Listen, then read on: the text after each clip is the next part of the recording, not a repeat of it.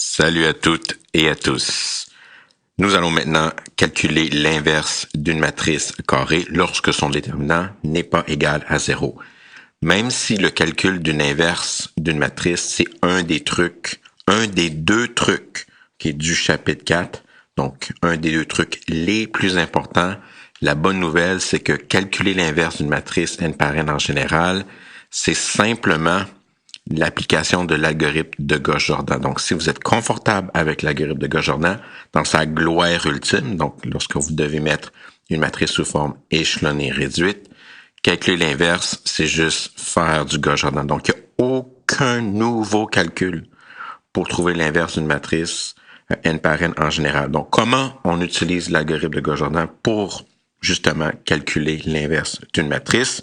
La première chose à faire, donc la première étape, c'est de prendre notre matrice puis créer ce qu'on appelle la matrice super augmentée. Super augmentée, c'est un gros terme, là, mais vraiment, c'est pas si compliqué que ça. Donc, c'est une matrice qui va avoir n lignes, mais qui va avoir 2n colonnes, où ce que la première partie, la partie des coefficients, entre guillemets, c'est la partie où ce qu'on va juste avoir la matrice A, puis la partie augmentée, c'est juste la matrice identité n par n. Okay, donc, la matrice remplie du row, sauf que on va avoir des 1 le long de la diagonale. Ensuite, une fois qu'on a créé la matrice super augmentée, on applique l'algorithme de Gauss-Jordan sur cette matrice-là. Donc, ça, c'est notre deuxième étape. Puis, qu'est-ce qui va se passer? Si la matrice est telle que son déterminant n'est pas égal à 0, la forme échelonnée réduite va avoir l'air de quoi? Qu'est-ce qui va arriver? C'est qu'à la gauche, la partie des coefficients, la partie A, va devenir la matrice identité. Puis ce qu'on va retrouver à droite, donc où ce qu'elle était la partie identité, la matrice identité, elle va se transformer à l'inverse de la matrice. Donc, tu prends ta matrice A, tu la super-augmentes avec la matrice identité, tu appliques Gauss-Jordan. Lorsque la matrice est inversible, le côté de gauche va devenir l'identité et le côté de droit, ce que tu vas avoir à droite, ça va être la matrice inverse. Okay? Donc, A à la puissance moins 1. Si ça se fait pas, c'est que la matrice de départ n'était pas inversible, donc son déterminant était égal à 0. Normalement, on saute pas dans le bateau là, de super-augmenter A avec la matrice identité si le déterminant est égal à 0. Mais je vais quand même vous montrer que ce qui se passe lorsqu'on essaie, entre guillemets, de calculer une inverse d'une matrice lorsqu'elle n'est pas inversible avec la méthode de Gauss-Jordan. Le premier inverse, on nous demande de calculer l'inverse d'une 2 par 2, 4 moins 3, 5, 2. Est-ce que je vais utiliser l'algorithme de Gauss-Jordan pour calculer l'inverse d'une 2 par 2? Non.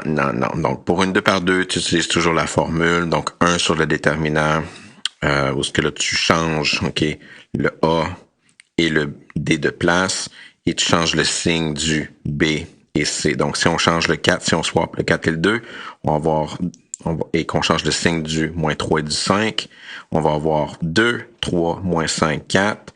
Et le déterminant de cette matrice-là, si je dessine mon petit poisson, je vais avoir 4 fois 2 moins 3, moins 3 fois 5, qui va me donner 8 plus 15, qui va me donner 23.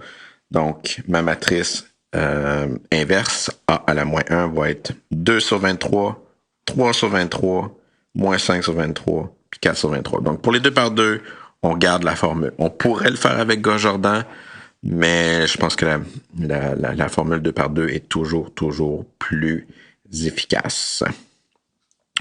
Le prochain exemple, donc, va être un exemple d'une matrice 3 par 3. Cette matrice-là n'est pas inversible. Donc, juste en remarque ici, si vous calculez le déterminant de cette matrice-là, ça va vous donner 0. Donc, il n'y en a pas d'inverse. Donc, si vous calculez le déterminant d'une matrice et que vous trouvez que c'est 0, vous commencez pas à faire Gauss-Jordan. Normalement, si on vous demande de calculer l'inverse, on peut supposer là, qu'il va y avoir une inverse. Mais bon, en général, une question complète serait, voilà une matrice, est-ce qu'elle est inversible? Tu calcules son déterminant. Si c'est 0, elle n'est pas inversible. Si ce n'est pas 0, alors elle est inversible. Donc, ici, je vais faire semblant que j'ai pas calculé le déterminant, puis je vais commencer, si on veut, la méthode de Gauss-Jordan pour calculer l'inverse. Donc, juste pour pratiquer en même temps la construction de la supermatrice augmentée. Donc, la supermatrice augmentée. Donc, à gauche, j'ai 1, 2, 0, 3, moins 1, 2, moins 2, 3 et moins 2. Et je la super augmente avec I3. Donc, la matrice identité où il y a des zéros partout, sauf là dans la diagonale où ce que j'ai des 1. Et je commence mon algorithme de Gauss-Jordan. Donc, j'ai déjà un beau 1 dans le coin en haut à gauche. Nice. Donc, je fais mes deux éliminations pour éliminer le 3 puis le moins 2 en dessous. Donc, ligne 2 va devenir ligne 2 moins 3 fois ligne 1. Et ligne 3 va devenir ligne 3 plus 2 fois ligne 1. Ça détruit les deux entrées sous mon premier élément distingué qui va devenir éventuellement le pivot. Ensuite, j'ai que moins 7 va devenir le futur prochain pivot. Puis là, ici, ça donne bien, ça s'élimine bien, parfaitement. Donc, j'ai un 7 en dessous de moins 7. Donc, je vais tout de suite faire une élimination en disant que ligne 3 va devenir ligne 3 plus ligne 2. Donc, ça va éliminer le 7 d'en dessous, mais ça va aussi éliminer le moins 2 en dessous du 2. Donc, mon prochain pivot va être dans la partie augmentée. Donc, si je peux arrêter tout de suite, parce qu'il n'y a aucune manière. Donc, ici, ma matrice là est sous forme échelonnée. Donc, à ce point-ci, je sais que ma matrice est échelonnée. Puis, lorsque la matrice est échelonnée, bien sûr, qu'est-ce qui est important de comprendre, c'est qu'une fois que la matrice est échelonnée, mais la position des pivots ne changera pas. Donc ici, puisque un de mes pivots est dans la partie augmentée, c'est impossible qu'à la droite, j'obtienne la matrice identité. Donc, je peux arrêter là. Donc, ou une autre manière de le dire, c'est que j'ai une ligne de 0 dans la partie de gauche. Dès que tu as une ligne de 0, tu peux arrêter tout de suite. Il n'y a pas d'inverse. Donc, si par mégarde, vous essayez de calculer l'inverse d'une matrice, lorsque le déterminant est égal à 0, c'est pas grave. La méthode de Gauss-Jordan va vous pogner, entre guillemets, qui est en train de faire quelque chose de mauvais. Puis la chose qu'il faut réaliser, c'est dès qu'on a une ligne de 0 dans la partie de gauche, on arrête. OK, il n'y a pas d'inverse.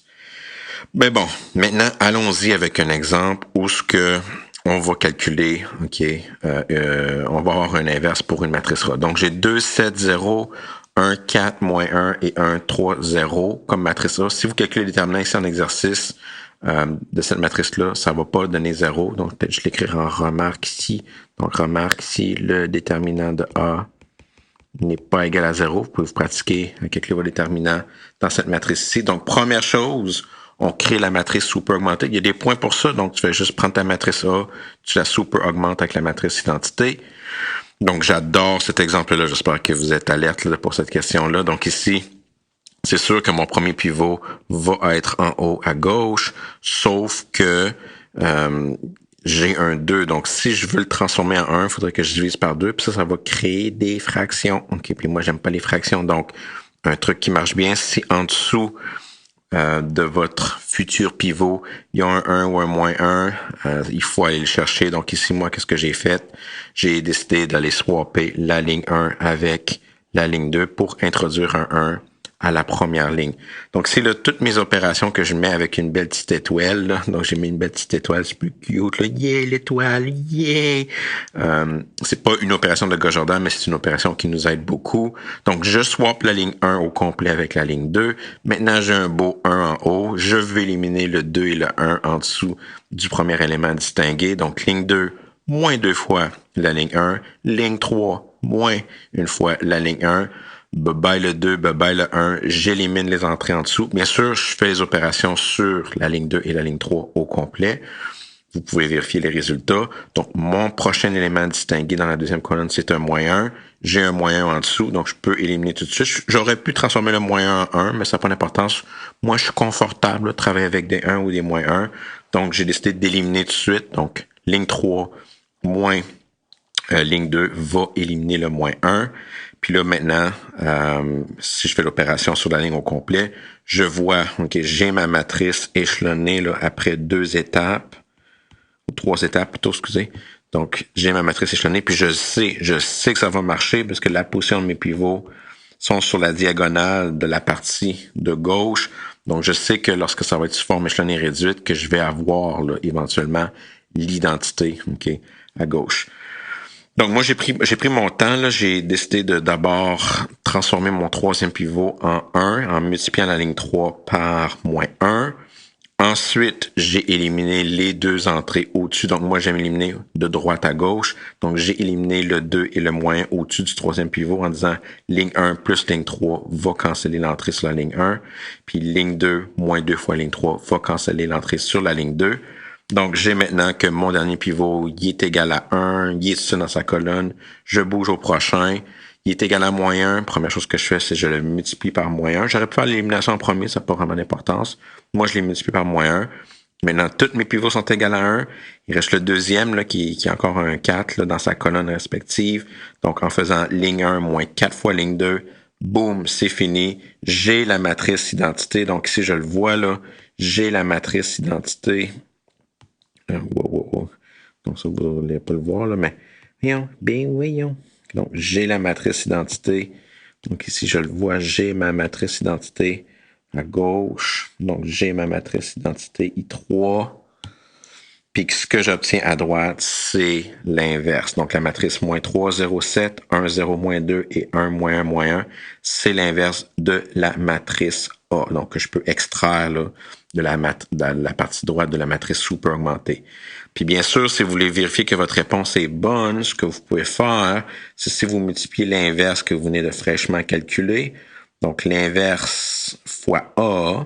Donc, je vais vous laisser faire sans vérification, puis ça va réviser en même temps vos produits matriciels. Donc, si vous faites l'inverse fois A, ça va vous ordonner la matrice identité. Ou si vous faites la matrice A fois la matrice inverse, donc encore une fois, le bel exercice de révision pour le produit matriciel, ça va vous donner aussi l'identité. Donc, cette matrice-là, moins 3, 0, 7, 1, 0, moins 2, 1, moins 1, moins 1, c'est bien l'inverse de la matrice A, 2, 7, 0, 1, 4, moins 1, 1, 3, 0, qu'on peut vérifier par produit matriciel. Puis ici, là, qu'est-ce qui est important, même si ça a l'air d'être une grosse page de calcul, il y a zéro nouveau calcul. La seule chose qu'il faut être capable de comprendre, c'est comment construire la matrice super augmentée, qui est juste de prendre la matrice A, puis la coller avec la matrice identité, puis ensuite t'appliques l'algorithme de Gauss-Jordan, comme que tu peux l'appliquer sur n'importe quelle matrice en général, jusqu'à temps qu'elle soit sous forme échelonnée réduite. Lorsque la matrice est inversible, la partie de gauche va être la matrice identité, la partie de droite va être cette fameuse inverse que tu cherches. Nice!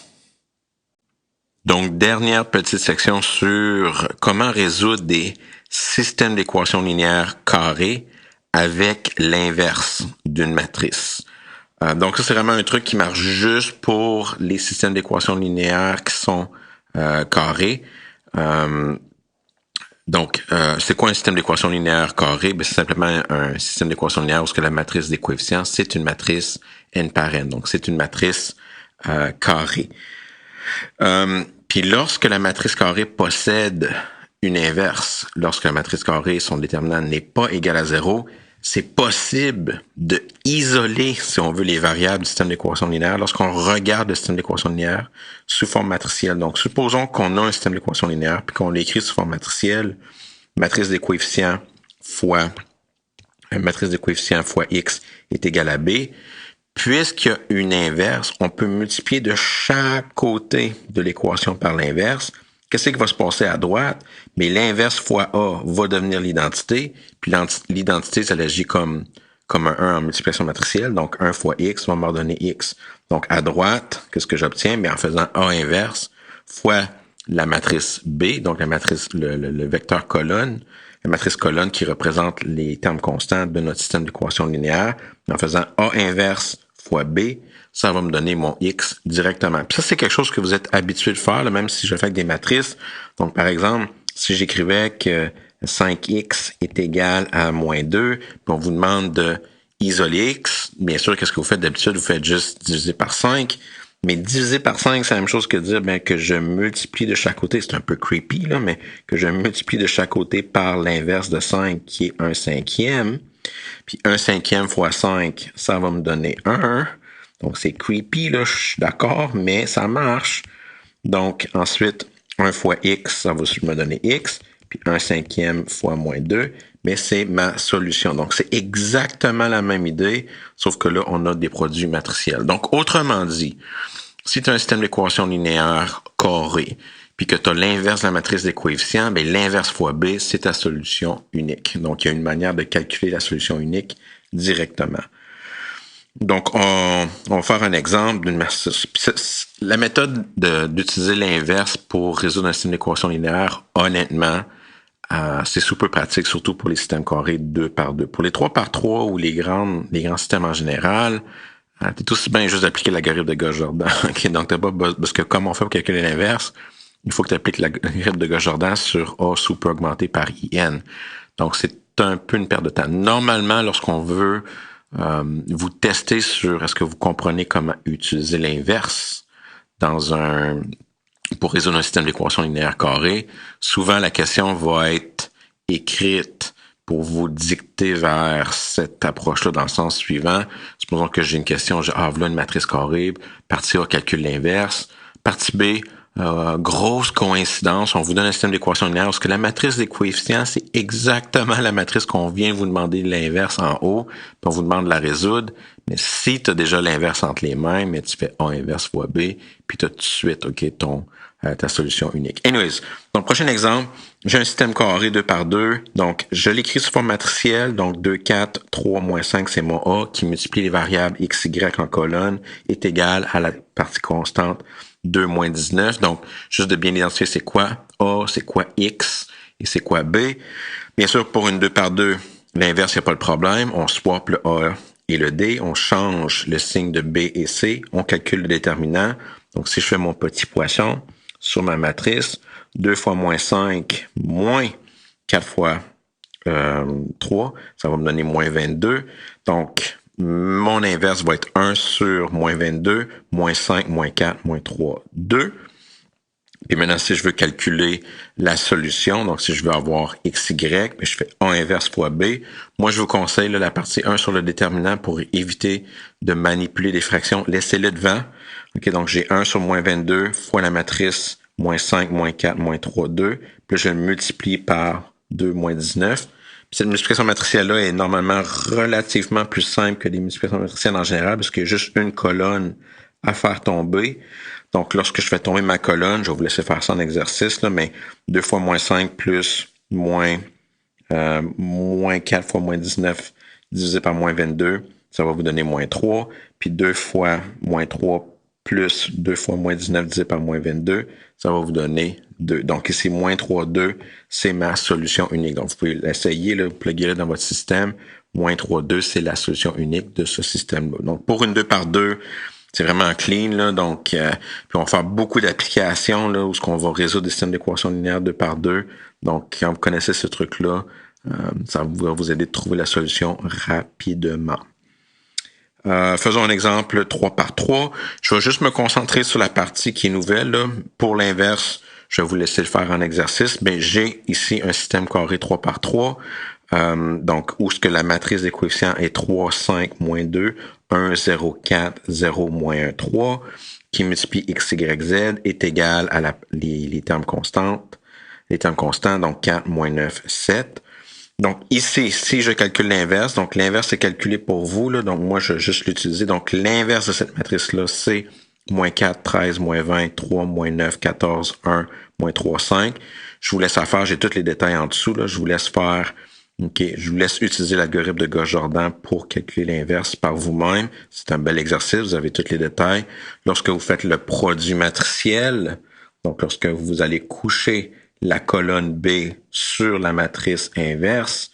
Donc, lorsque vous couchez 4 moins 9, moins 7, 4 moins 9, 7 sur la matrice, donc lorsque vous faites le produit matriciel, ça va vous donner moins 273, 191 et 66. Donc, vraiment des gros chiffres, là, extrêmement monstrueux, mais c'est la solution unique. Donc, A inverse fois B, comme produit matriciel, nous donne la solution unique, le X, Y, Z dans ce cas ici de notre système. Puis encore une fois, je vous rappelle, la manière que j'ai calculé l'inverse, c'est avec l'algorithme de Gauss-Jordan et la matrice, en appliquant l'algorithme de Gauss-Jordan sur la matrice super augmentée A augmentée par I3. Donc, vous pouvez faire cet exercice-là par vous-même. OK, donc, mais that's it, là, donc, vraiment, juste un petit rappel là, sur qu'est-ce qu'on fait dans 4.8 puis dans 4.9 pour calculer l'inverse d'une matrice n par n en général, dont le déterminant n'est pas égal à 0, donc lorsqu'elle est inversible, tu prends A,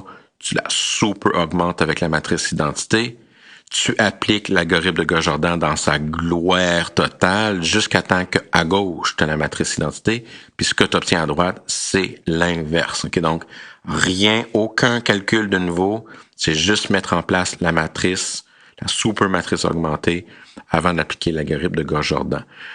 Puis lorsqu'on a un système carré, il est possible, de trouver la solution unique de votre système carré lorsque la matrice des coefficients a un déterminant différent de 0, parce que si c'est égal à 0, soit que le système n'a pas de solution ou a une infinité de solutions. Donc, si ça marche juste si la matrice est inversible. Lorsque la matrice est inversible, alors la solution unique se calcule comme A inverse fois B, un produit matriciel.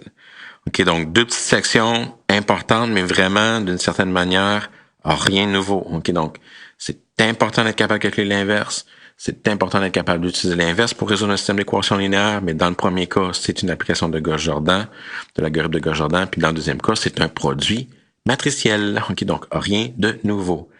All right, pour ce chapitre-ci, that's it, that's all. OK, bye-bye là.